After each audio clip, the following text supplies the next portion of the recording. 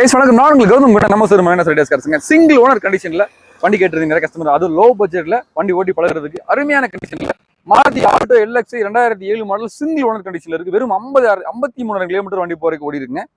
So எல்லாத்துக்குமே தெரியும் ஒரு பிலோ 50,000 கிலோமீட்டர்ல பிலோ 60,000 கிலோமீட்டர்ல ஓடின வண்டி என்ன கண்டிஷன் சொல்லிட்டு.